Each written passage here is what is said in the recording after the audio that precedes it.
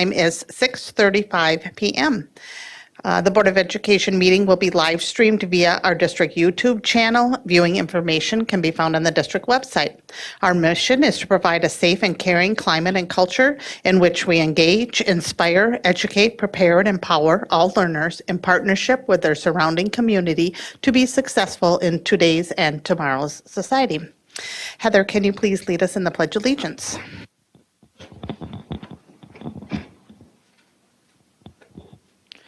I pledge allegiance to the flag of the United States of America and to the republic for which it stands, one nation, under God, indivisible, liberty and justice for all.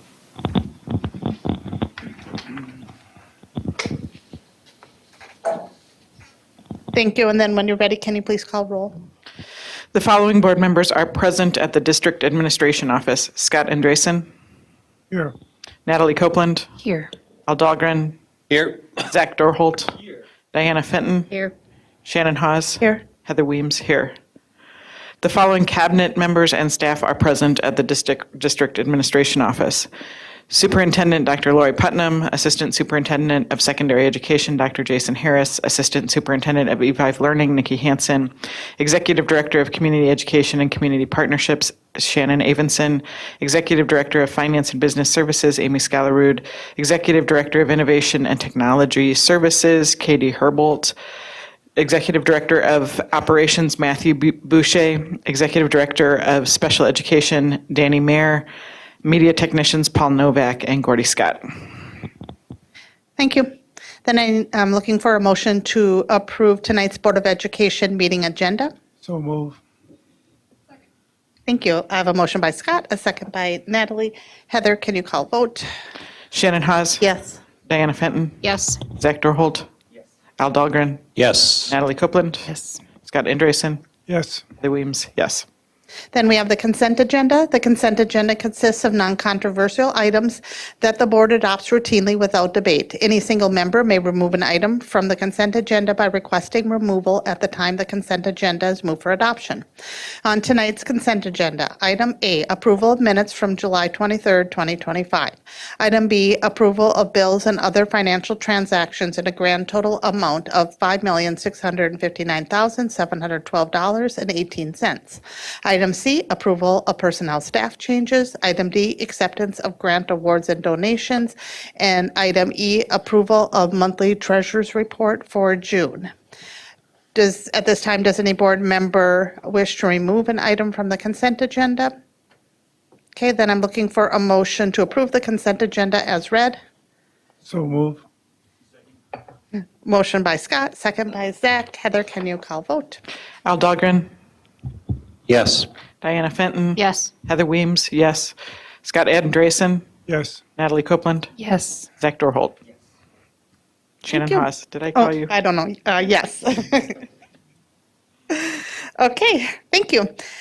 We have one information item tonight. We have the end of summer construction project update, and our Executive Director of Operations is making his debut in the board, Matthew Boucher. Welcome.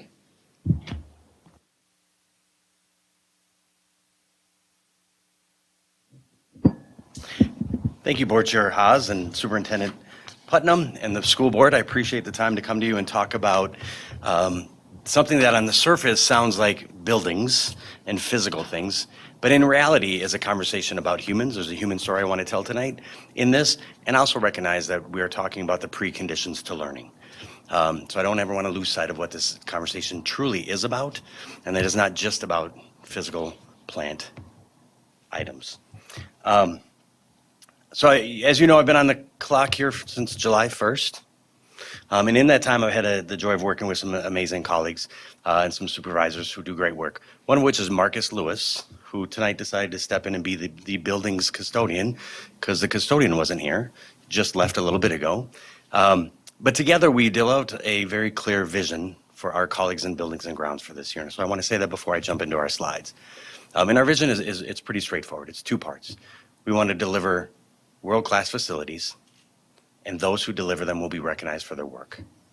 It's really two parts. And we've been very clear with our colleagues, our engineers, and our buildings and grounds folks, and in this room today, we had all of our custodians, and shared the same vision with them, that we want world-class facilities and those who deliver them will be recognized for their work. So today we're going to talk about that, but we're going to talk about it in the context that if kids don't feel safe at school, if they can't get to school, if they don't have nourishment at school, and if they're not in a space that is conducive to learning, then learning is impacted negatively. So again, this conversation, while we're going to talk largely physical, is still about the preconditions and creating the preconditions for learning. And that's only possible because of the work of many people. So with that, let me grab the screen.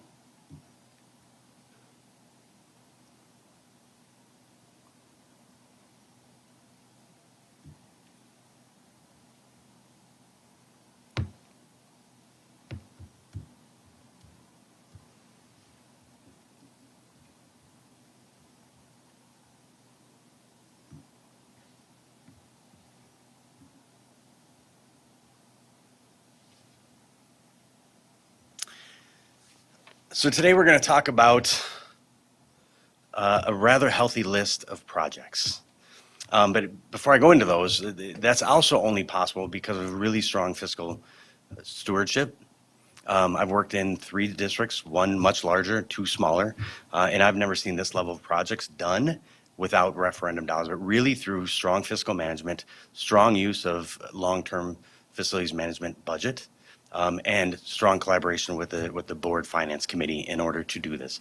So it is, as I created this PowerPoint, I was a tad bit overwhelmed and amazed at just how much work has gone in. And so my colleague to my right here, Amy, has a lot to do with this being possible, does an incredible job managing the budget, and through the lens of how do we deliver for kids, not just how do we manage the budget. So it's a big list, and it's a fun list. So let's get into it. Because we have folks viewing from home, I will read the list out loud. I don't question your capacity to read, but I will read them out loud. So at Clearview, we did parking lot crack fill and restriping. And then at Discovery, we had new cafeteria flooring, which has a sound absorbing quality, which in an elementary and middle school, having spent 15 years in a middle school, is a really good thing. We also repainted the gym there, power washed and removed water staining on the building, front and in the exterior, addressed some parking lot crack filling and restriping at Discovery as well. At Oak Hill, we did a complete renovation of the tennis courts, so tore them out entirely, we put in new posts, new court surface altogether, and then they were restriped for both tennis and pickleball. Fun fact, pickleball is, I guess, a popular sport. We also have new cafeteria flooring with the same sound absorbing qualities, and also power washed and removed water staining on the building front and exterior. And then at Talahi, we resealed and striped the tennis courts for both tennis and pickleball. At Westwood, we replaced flooring and painted 15 classrooms, replaced flooring and painted the small gym. Did parking lot crack filling and restriping. At Kennedy, we did the same complete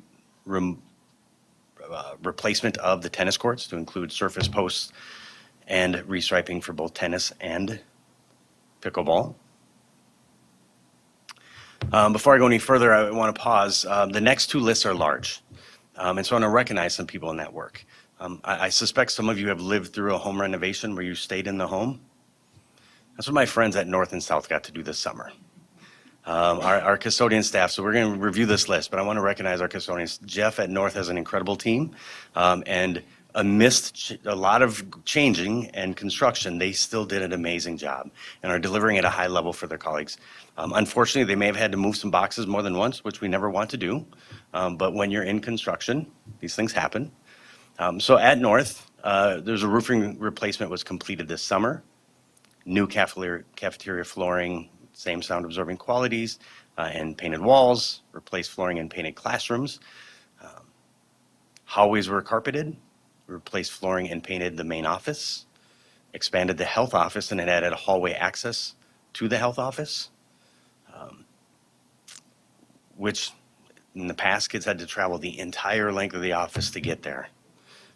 Which sometimes maintains my dignity, sometimes doesn't, on the way there. So we're proud of that. Added single-use restrooms, removed and replaced gym divider wall. They have a new weight room, it's being painted and finished now, and then replaced fluorescent lighting with LED lighting throughout. South also had a large project, and Abdo and his team are doing amazing work there as well, really focused on the mission and delivering the preconditions for learning amidst all this work. They replaced lockers throughout the building. There's one set that is going to come in a little bit later, but otherwise they all have been replaced. New cafeteria flooring and painted the walls in there with the same sound absorbing qualities. Replaced flooring and painted classrooms. Hallways were carpeted also. Single-use restrooms were added. Removed and replaced gym divider wall. Also replaced fluorescent lighting with LED throughout, and restriped the parking lot at South. All while preparing for teachers who show up. Well, they wanted to start showing up last week.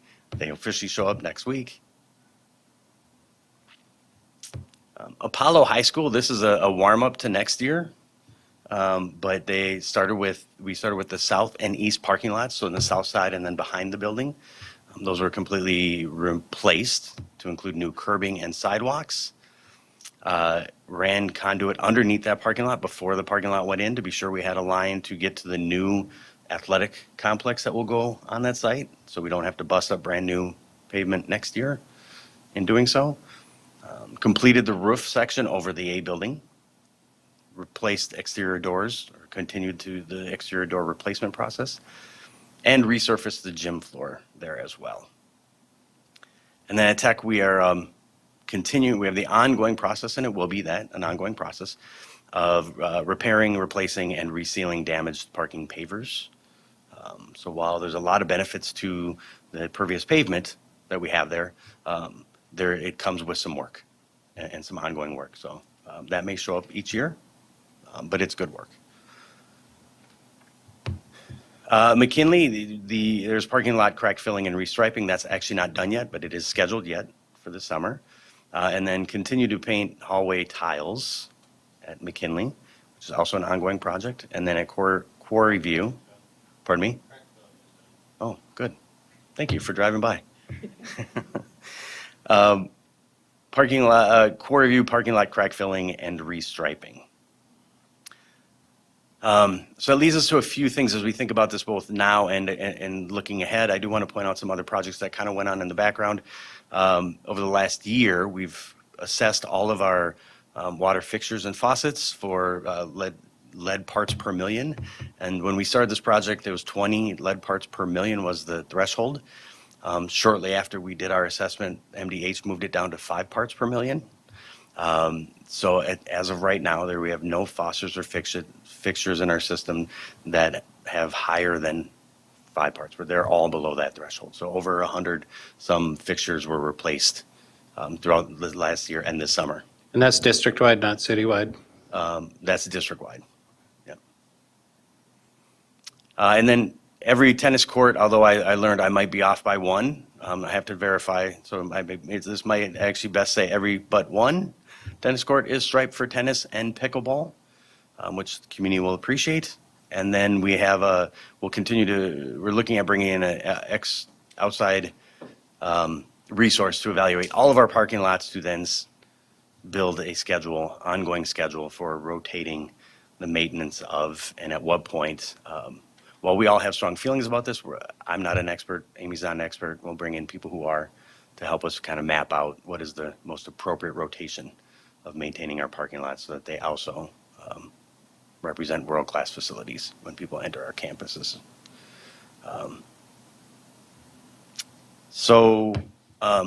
With that, again, a lot of people have made this possible. I really do want to appreciate our colleagues, our custodians who have worked through all of this to deliver at a high level for their colleagues inside the building. And we're excited. Context, you all know this better than I. This is a school district of 260 square miles. And Board Member Dahlgren let me know 255 acres of managed space. And so that's a tall task. And I'm proud of the work people have done, and we're going to work hard to recognize them for their work, but also make sure that they understand that their work really does matter. While they might not be teaching calculus to kids, they're creating the conditions for kids to learn calculus. So, without any questions.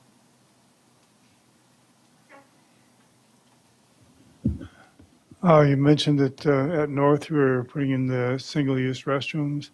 Was that all of the school or part of the school, and how are they being received? Well, no one's been there yet, so they haven't been received yet, but they mirror what we have at Apollo. And so it's not all of the restrooms. It's really two sets of restrooms that are stacked above each other, so first floor and second floor. I want to say it's 50% is the threshold of the building has single-use restrooms, and the other 50 are gender identified. And how's the reaction? What we know at Apollo is it was very positive. And I'll just offer a little context. I used to wrestle and I coached wrestling in high school. A few years later, when I came back to coach wrestling, kids had stopped showering after practice, which is super gross because you're now wearing someone else's body stuff. But I share that in that today, most kids really value privacy.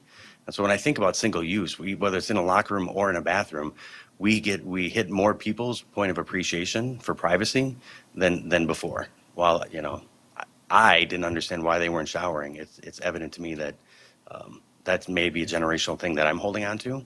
But many people, kids and others, do appreciate privacy. I noticed that almost every parking lot has been crack-filled and striped, but only a couple, 3 maybe, have been resealed. To maintain a parking lot, it has to be resealed periodically. Do we have a system now? So I'll just back up to this. We have, and it's been kind of based on what we're seeing as need, but we are going to bring in a third-party partner to evaluate each of ours to build a long-term plan for all of them. So it wasn't all. It looked like all because that bullet showed up in several, but we still have work to do with that. And so we'll take a very strategic approach in mapping that out. It's good. It's a lot easier to seal than to replace. Thank you. Anybody else? Al? I know some of these things are still in progress, I think. Is there any projects that we're in the midst of that we're not sure if they're going to be done by the time school starts? Is there any? None of the big projects per se. The painting is ongoing at McKinley. The parking lot is an ongoing issue.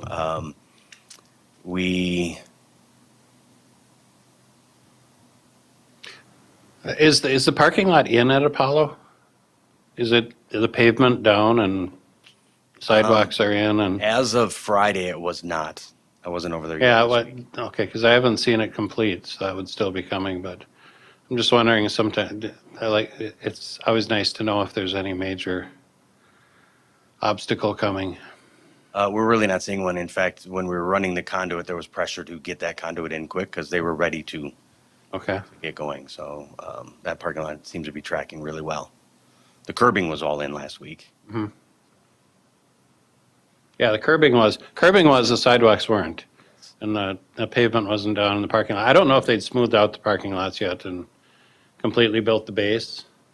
They'd want the conduit in before they'd even start that work, I'm sure.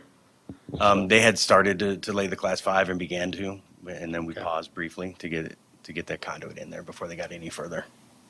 Okay. Thank you. Anybody else have any questions? Okay, thank you very much. Appreciate it. Thank you. And again, I appreciate the support of the board to make all of this possible. And it's important work. Thank you. Thanks. Okay, then we have some discussion and action items. First is an action item. We have the approval of the 2025-2026 Student Family Handbooks presented by Nikki Hansen, Assistant Superintendent of E5 Learning, and Dr. Jason Harris, Assistant Superintendent of Secondary Education. Yeah, good evening, Chair Haas, Superintendent Putnam, and members of the board. Administration recommends tonight the approving of the elementary and secondary handbooks for the 25-26 school year. And we had this as a discussion item our last board meeting, so formally this is now just an action item. But did anybody have any questions at all from last time? And I'm looking for a motion to approve the 2025-2026 student and family handbooks. So moved. Second, oh, go ahead.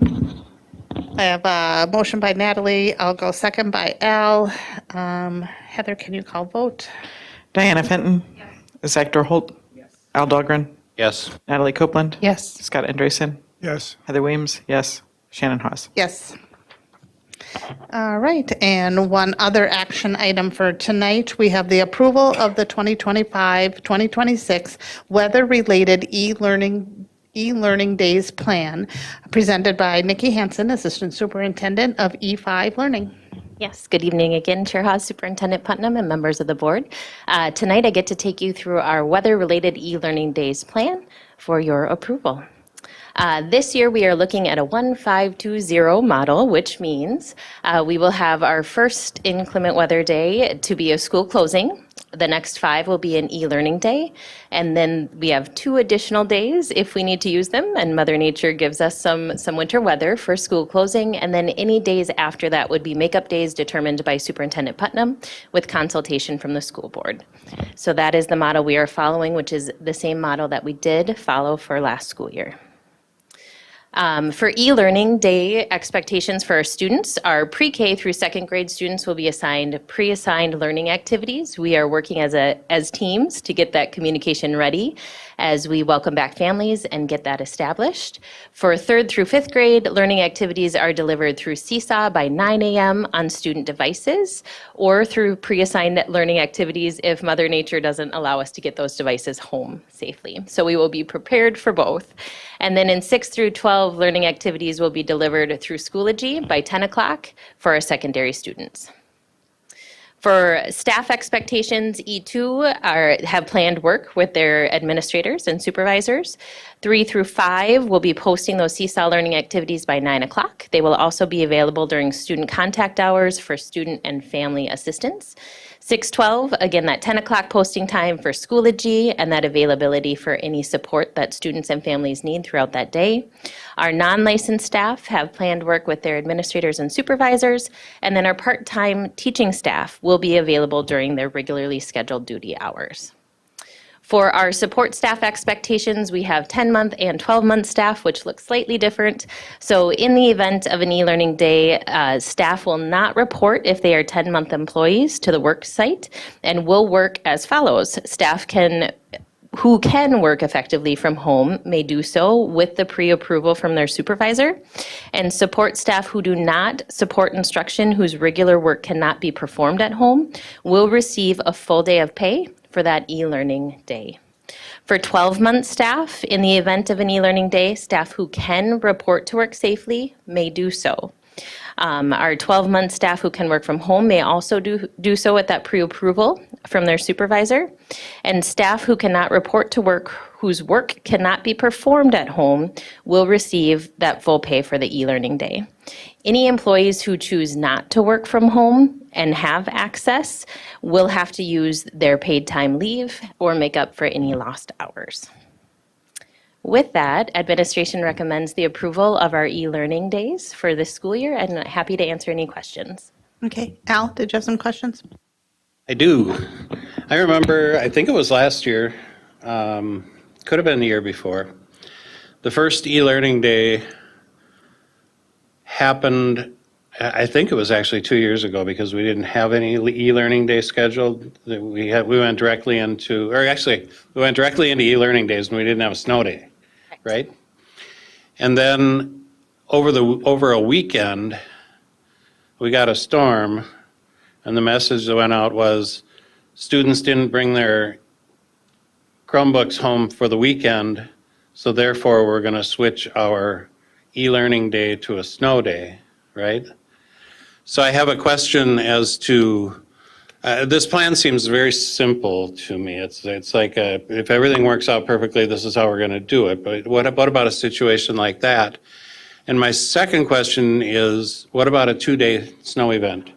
We've got one snow day, then we have one e-learning day, but if they don't have their devices at home, it's going to turn into 2 snow days. And there's there's some situations that just aren't covered by this, and I'm wondering Yeah. if that could be clarified so that people would have some idea how that's handled, or if, You got it. Yep, there are certainly complexities with weather.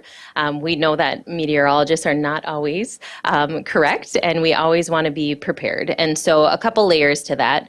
The first one is we work very closely with the superintendent to be as cautious as possible. So if there is an event that we anticipate, in precaution, we are sending those devices home and we are communicating to families. And so we always try and make that decision early within the school day so that we have a thorough plan for that device deployment and that we are communicating clearly with our families. The second layer is those pre-assigned activities go home to all E5 students. In the event that we can't access Chromebooks or we get surprised by weather, they would have access to those activities both online on our website through a paper copy that was sent home in the fall.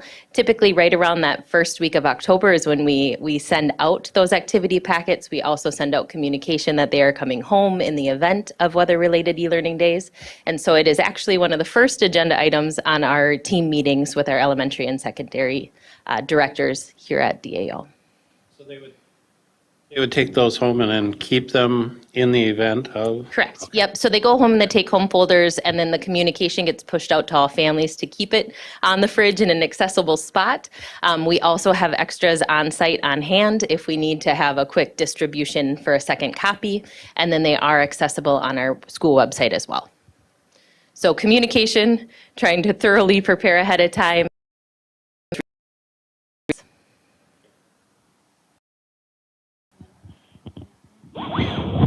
And I think while we have also, we've got lots of preparations in place in the event. I think what you were remembering, it was just a pun intended, a perfect storm, right? We had just come back from, it was coming back off winter break, right? And so people didn't necessarily plan, and so then there would be silly to do an e-learning day, right?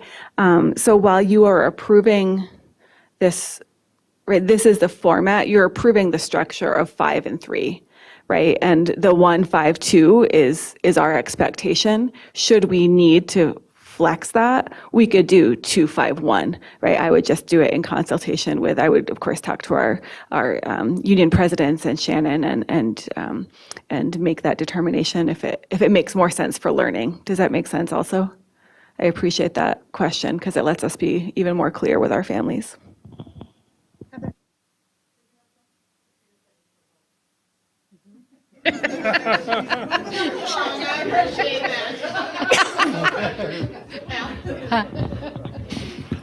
I would move that we approve the e-learning. The weather-related, I can't find it on here. Yeah, that one. Do I have a second? Okay, I have a motion by Al, a second by Natalie. Heather, you're on. Zach Dorholt? Yes. Scott Andreessen? Yes. Heather Weems, yes. Natalie Copeland? Yes. Shannon Hawes? Yes. Al Dahlgren? Yes. Diana Fenton? Yes. All right, thank you. Moving on to our 2 discussion items. First up, we have proposed revised board policy 506, the second reading, and this is student discipline, presented by Shannon Avison, Executive Director of Community Education and Community Partnerships. Welcome, Shannon.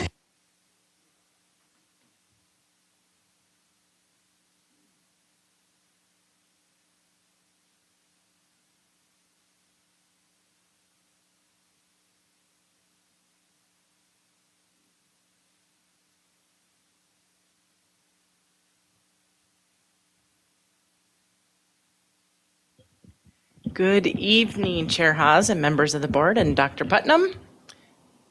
All right. If you recall, we went through this in quite detail last time we met for the first reading. So I will just briefly review what those changes are. And again, I might not even scroll through. I'll just have it up in case we have any questions and we need to review it. But if you recall, we looked at movement of definitions section. And again, this is the 506, the student discipline. We also are recommending in the areas of responsibility an addition of language of reasonable force, which is a statutory requirement.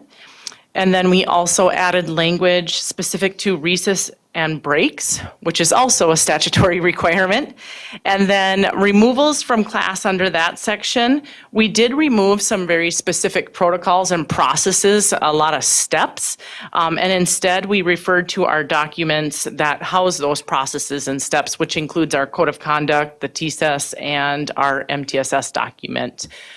So it was either statutory related, or as we have done in the past, we don't like to list out our protocols and processes within our policies. So we've removed that and referenced our documents that have those pieces within them. Any questions? This is a second reading, right? Yep, Okay, thank you. thank you. All right. And then our meaty discussion item for tonight is the review of proposed resolutions for the MSB Delegate Conference. And we have members of the Superintendent Cabinet presenting tonight. We have Donna Roper here that's going to, is she remote? Did you? She's up. She's on her way down. She is going to present two resolutions, and then Amy Scallard will present the other resolution tonight. And with this is not an action item tonight, but it does come back, correct? Do we formally? What we're going to do on these is, tonight is, think about it like a first reading. And we're just going to talk about the resolution, what we're addressing in the resolution. And then if there would be any changes that anyone would want, we'll bring it back again at the next meeting, which should be the first meeting in September. And at that meeting, if we're ready to go, we're going to vote on the resolutions and then carry them forward and get them into MSBA. If there are still needed changes, then we would bring it back for a third reading in the second meeting in September. Okay. And we'd still have time to get it to MSBA before the deadline. Okay. And there's three resolutions? Yep. Is that correct? And Okay. the first resolution, which one are we doing first, Donna? Are we doing, I thought Amy, I thought- Amy's was first, isn't it? I didn't know what order. Okay. It says 2025-1 on yours. So you're first. All right.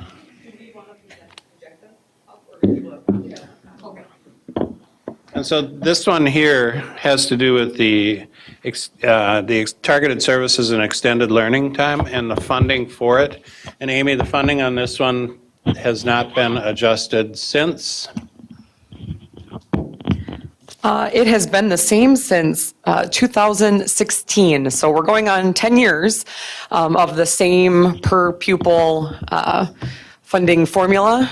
It is not tied to the formula allowance or anything with any sort of automatic inflationary value. And clearly in we're 10 years time, we've seen increases in salaries, but even more problematic is the significant increase in transportation costs. And so the current amount is $5,117 per pupil, but you can only generate really 0.2 of that or 20% of that per student. And so the resolution that you have in front of you is written somewhat vague and kind of for a reason. So there's a few different ways in my mind that the legislature could approach this. If we want to stick with a simple, per student formula, it clearly needs to be increased because it has not kept up with inflation. But there may be other ways to achieve that.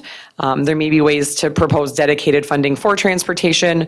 We know that transportation costs are not created equal across districts. So a district like us that has a large geographic territory that we cover is clearly going to have much higher transportation to get students to and from summer programs or after school programs than a very small enclosed area in the metro. So there's a couple different ways you could do that. And then one of the other things that comes to mind as a potential talking point would be that 0.2 cap. We don't do a lot of school year programs right now just because of the financial constraint. But when we go back 10, 15 years, when it was a little bit more in terms of a break even to run programs, we would have students who we would have to turn down because if they went for a whole summer and then they attended a school year, they wouldn't generate revenue anymore. And we couldn't provide services to students who weren't helping fund the program because we didn't have money to supplement that. And so looking at that 0.2 cap is definitely something that would be a talking point as well. Yep, so we're, Amy, in the resolution, it's laid out what the issues are. And then we're saying at the end, to be it resolved that the St. Cloud Area School District 742 Board of Education proposes to the Minnesota School Boards Association to advocate for increased and dedicated funding for SAAP to support robust year-round programming, including targeted services and summer programs to better meet the needs of at-risk students and close the opportunity gap, to support legislative action to provide new funding sources for SAAP-related expenses such as transportation to ensure equitable access for all eligible students, to promote policies that ensure funding for SAAP, particularly for extended learning, is sufficient to provide high-quality, comprehensive programs that are purposeful and address the social, emotional, and academic needs of the whole learner. Encourage the establishment of standards and clear implementation recommendations to guide targeted services programs, thereby ensuring consistent quality and effectiveness across all districts. Be it further resolved that this resolution shall be shared with the Minnesota School Boards Association and the Minnesota Department of Education and other pertinent stakeholders. So we're asking them to fund targeted services and extended learning in a more equitable fashion. Scott? We have had medical inflation of 19% last year, and we're not getting anywhere near that kind of money from the state to help out our employees. And perhaps we should mention that somewhere in here, we need some more money for medical. Not in this resolution. Yeah, I don't think that would relate to this. I think that ties to the general funding, which is why we don't have a resolution coming forward on general formula increases in funding, because that's already on MSBA's platform. So that's been something that's been on the MSBA and other entities' legislative platforms for years, right? That funding in general has not kept up with any kind of inflation, whether that be health insurance, transportation, wages, cost of living, all of the things. We're just not proposing a resolution specifically around that because they already have that encompassed in the platform. Okay, thank you. Any other questions or comments, Natalie, on this one? This is really well done. Thank you for folks who put this together and for naming this as an issue. I couldn't get past the first SAAP because I was like, what is SAAP? And then finally at the end, I'm like, that's what SAAP is. So Yes, we should spell that out in the first paragraph. yes, it's very educational if you do not, but let's do it. How about? I will make that update. Thank you. Thank you. So many acronyms, and we always forget that not everybody knows what they all mean. After 7 years, I don't know all of them. I don't know how this is happening. There will be a quiz. Yeah. Okay. Want to move on to the number 2? Yep, and this one here is Donna. This is redesigning education for the age of AI, and I believe we had a couple of AI resolutions that were passed in the MSBA last year, but with the speed of change, the speed that things are changing with AI, we thought it would be proper of us to come back with some newer, more current resolutions to update the ones that are already there. So this is the first one, has to do with AI and AI content and how it's used in the schools. Thanks, Board Member Dahlgren and board members and Dr. Putnam. Thanks for having me, first of all. And secondly, I'm happy to just kind of give a brief of what we're talking about. And as you said, things are rapidly transforming, right? And how students learn and how teachers teach and how schools prepare young people for the world ahead is definitely going to be impacted by AI. We know that. This is, there's been lots of technologies that have come and gone, and we thought they were the big ones, but I really think this time this is really going to be important. It asks, the pace of change is asking us as leaders to really think about the urgency and the intentionality. And so there's this dichotomy that we're having to deal with around how urgent we want everyone to act at this level versus how we need to learn fast to do the work well and intentionally at this level. And so what I like about this opportunity, and you all did this resolution last year, it was focused very much on the standards and the modernization of our state standards, asking the state to do that. This year, it includes asking about AI literacy and then shoring that up as a priority. We are establishing, the background, obviously, in the whereas clauses with some research and just some important bullet points about the ongoing needs to be learning and upskilling. And it's not just learning for our teachers, it's literally upskilling the entire organization. And so my role this year, as obviously, as you guys know, is research, assessment, and AI integration. And in part, a lot of my time since July 1st has been spent on kind of researching what do we really need to get going on.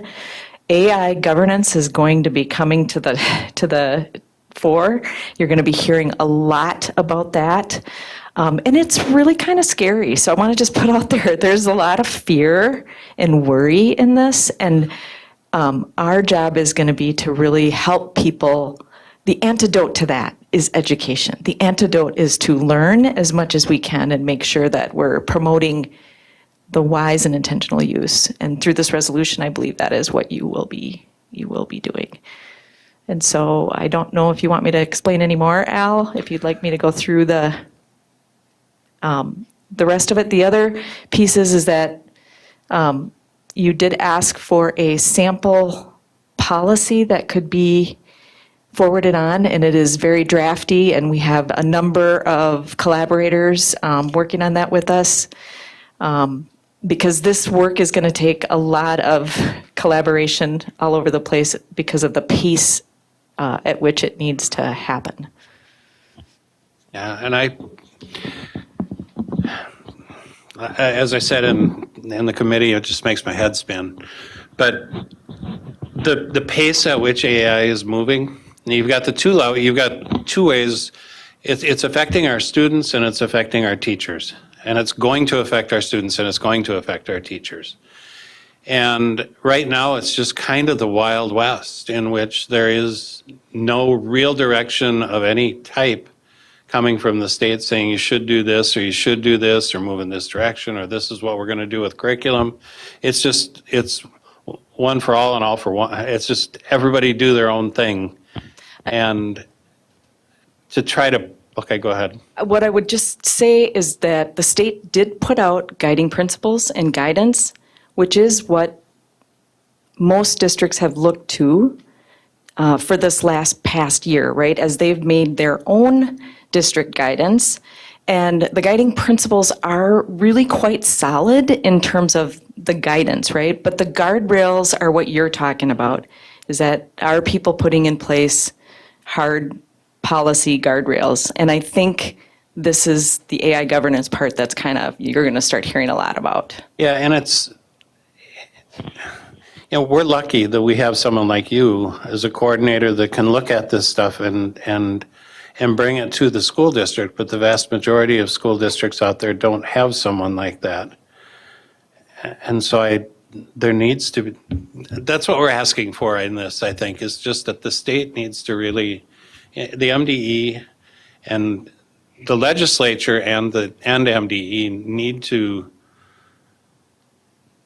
really prioritize this and get us moving in a direction statewide. Is that it? Yeah, Lori's jumping in. Yes, thank you. That was a perfect entree. First, I have to ask one question of Donna. Donna, could you just remind us what district the state based their guidance on? Who was that? They did use St. Cloud's guidance. That's right. That's right. Thank you so much. As I thought I recalled, but Al, to your point, and I think it's fine to share this, that Donna and I will be meeting with the commissioner, the deputy commissioner, and an assistant commissioner next week to start to partner with them. They, are very interested in, they take the same perspective that you do, that not everybody is fortunate enough to have a Donna. And so, right, they understand that they need to step into the game more and are looking for partners in doing that. And I will say that out of our first summit, which several of you attended, right, the folks who raised their hand and said they wanted to continue this work, Donna continues to lead them, and they just, it's Minnesota Generative AI Alliance, MinGaia for short. And so just for this board's awareness, Donna continues to lead them. They're going to meet full day next week. And it's turned into a really diverse and powerful, just in terms of like human-centered educator approach. By powerful, I mean, right, like their hearts are really in it for the right reasons. They're not there to make money. And so they're really doing some incredible work around collating resources to make them widely available as we're starting to watch more and more I will watch my tongue, businesses and people trying to come in to make money off the backs of our kids, right? Like the work that Donna and MinGaia are doing and doing in partnership, willing to do in partnership with the state, is really, I think, an antidote and an answer to what you are asking for. Well, I want to say too that what you guys are doing is great, and that's that working with MDE, getting MDE to be involved in the process. And the same goes for, I mean, what you got to think about what this document is going to do. It's going to get Minnesota School Boards Association to align with all of these different groups to come up with a comprehensive, or to advocate for, not to come up with, but to advocate for a comprehensive policy. So when you're working with them, that's great. If we as board can give a little push to MSBA to say, hey, get on board with this, I think that's, when everyone is looking at it and everyone is saying that this is a priority, it becomes a priority. And then something gets done. So, I mean, obviously, any of these resolutions, we aren't writing legislation and we aren't making new rules. We're just saying, we'd like you to advocate for this and asking them to be a powerful lobbying voice on our behalf.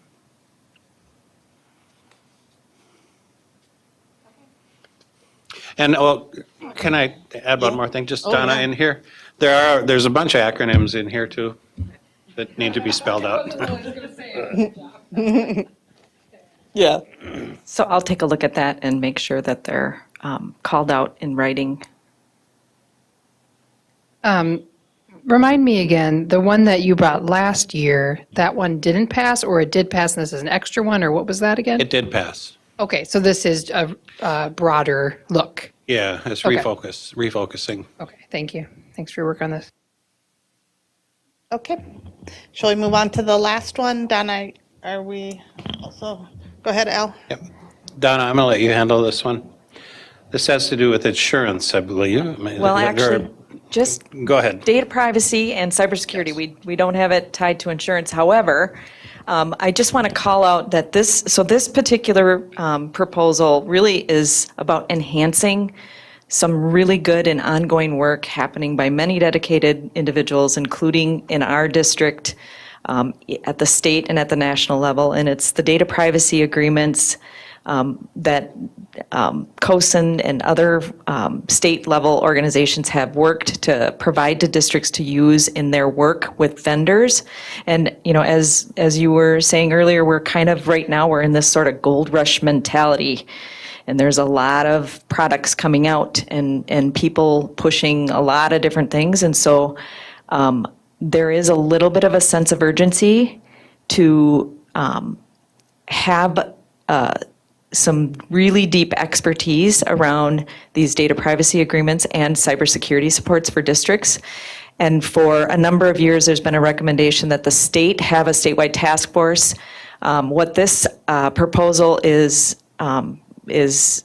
asking for is really that they partner with, we're saying at least start with the Minnesota Generative AI Alliance, and as an interim until the state can develop a task force, simply because districts are in need of support with their data privacy agreements, especially as tools are collecting all kinds of our data and our property to use to profit off of, right? So we need to get help with some of these very labor-intensive time.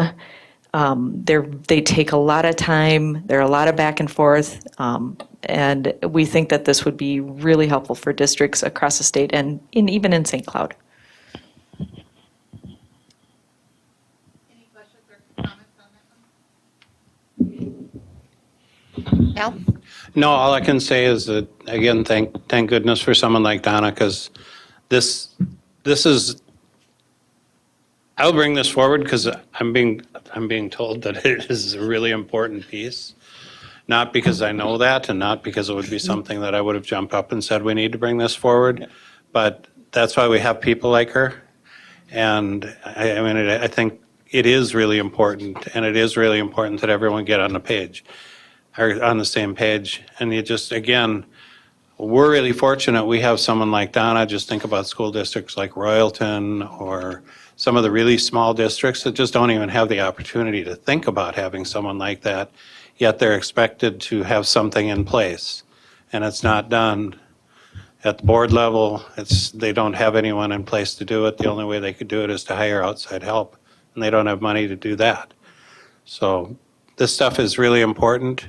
I don't think we'll have any issues getting these to pass the assembly and get MSBA on the same page. And in fact, I have a couple of thoughts on that too that we can talk about, but that's all I have to say on that one. We're all impressed and appreciative. Well, our students really deserve the benefits of innovation, but never at the cost of their privacy or safety. And so we're very cognizant of that. I think that's the challenge, right? We know schools and classrooms and places of learning are going to be safe for us to learn AI and use AI. And we have to make sure we're committed to that. So this helps us.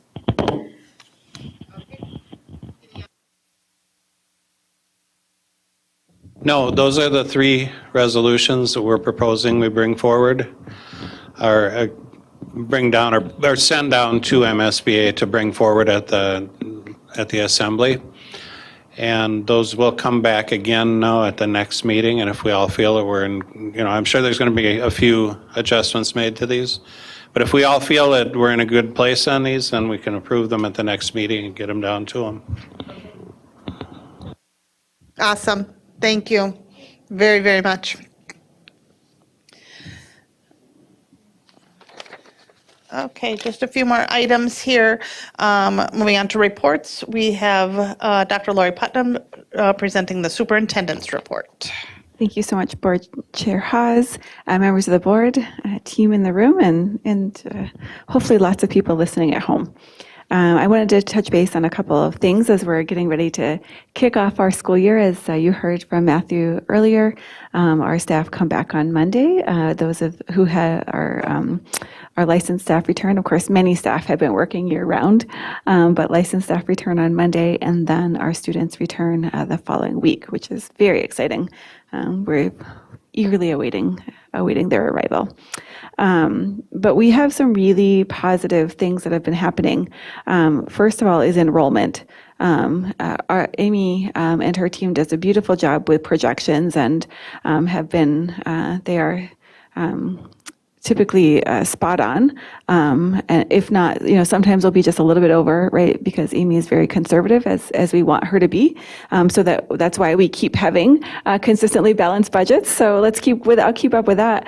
But we have seen an incredible influx of students, not only this summer, but particularly, as Shannon can attest, within the last week or so, averaging anywhere between, spanning anywhere between 20 and 45 families coming in a day. So really remarkable. Just to put some numbers and some context on that, we projected about 680 kindergartners, which was up a little bit from the past years, and we are at 759. So yeah. 759. So Nikki and her team, along with HR, just hired 2 new teachers. Beautiful unintended consequences. So we are significantly up in K, though we are still right now staying within our class size once we've added the kindergarten teachers. Fortunately, the way they've distributed across our system has let us stay inside class range that the board has approved. All told, between K through 5, we are 261 students over projections. We are I believe we're about 200 over in 6 through 12, with almost half of that being ninth graders. So again, at those entry points, seeing a significant increase, and we're actually seeing a significant number of students who are re-enrolling with us, maybe after leaving or going into online school and then choosing to come back to the district. So that is a really exciting thing to be able to share with this board and this community, right? I do think that it speaks to the trust that we've established in this community, right? And the consistency and transparency with which we make decisions and for whom we make decisions. And I think that is really paying off. We are, as you know, we had very little turnover in terms of staff. And so we entered the summer quite well situated. Unfortunately, we did lose some people, particularly some non-licensed staff, as August comes to an end, which is unfortunate for us. So we now have 11 paraprofessional openings, though in a district our size, that is not bad. Certainly we have entered, as Danny can attest, we have entered the school district with more openings than that. So at 11, we are, we continue to recruit, but are not very, concerned about that. Our classroom teachers, our classroom positions are filled currently. We'll see if numbers keep coming in as they are, if it stays that way, though we do have one special education teacher opening to somebody who is just needing to leave.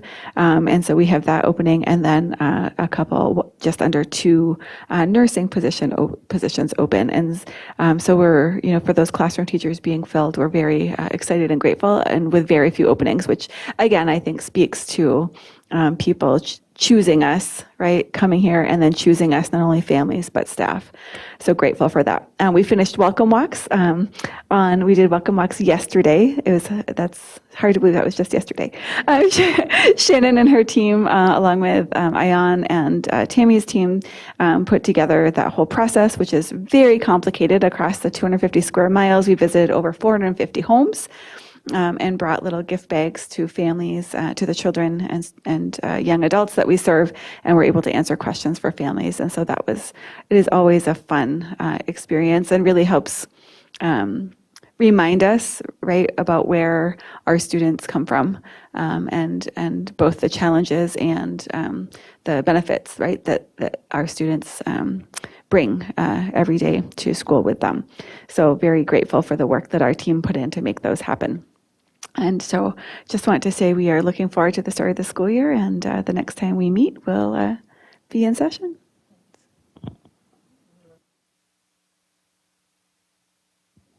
They're coming from all over, right? There's no like set pattern, right? It's not because, we saw Athlos close mid-year, saw a spike, right? When they announced mid-year, we saw a spike of families enroll like those few days, but I think we got fewer than half of their students, right? Because Stride and Athlos merged, right? So it's not as if it's the closure of the school that is doing it, right? It's, I think it's more kids choosing us and more kids choosing to come back to us.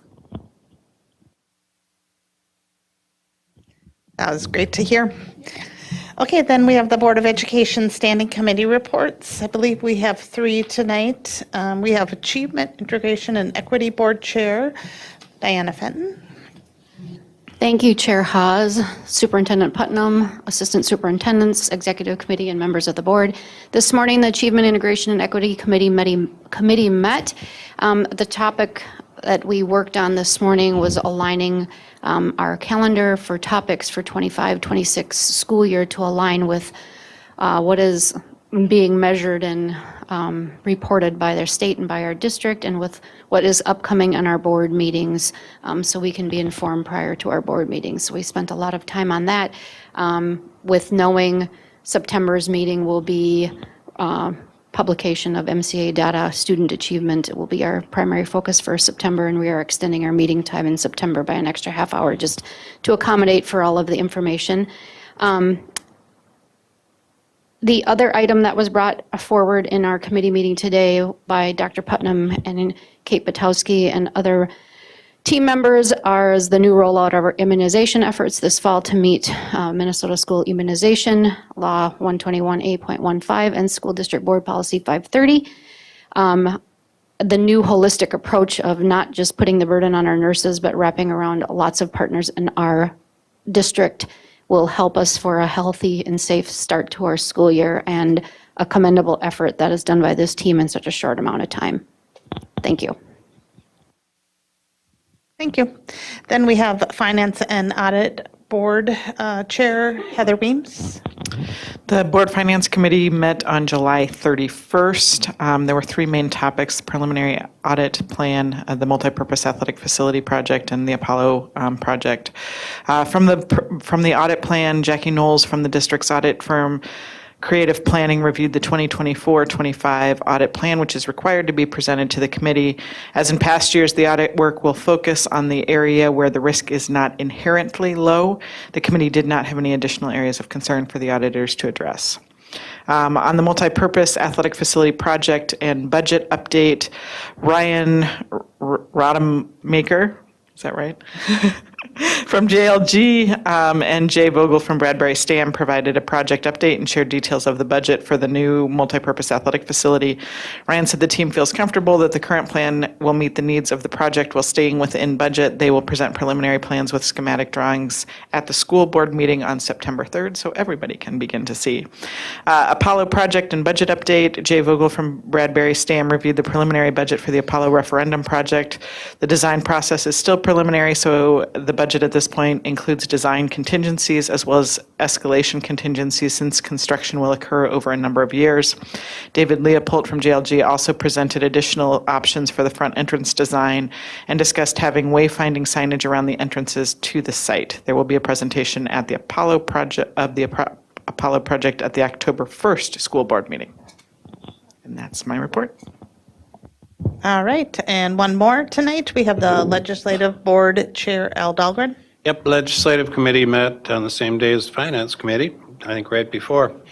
And we discussed the 3 resolutions that we just talked about, so I'm not going to talk about those. We also discussed a 4th one, which had to do with playground equipment and how we pay for our playground equipment. At this point, we decided we're not going to carry that one forward. There's some other things in the work that we feel could be just as effective. And so we're going to let Amy work on those that way and not bring it forward to the MSBA conference unless something would change and we would feel a need to do so.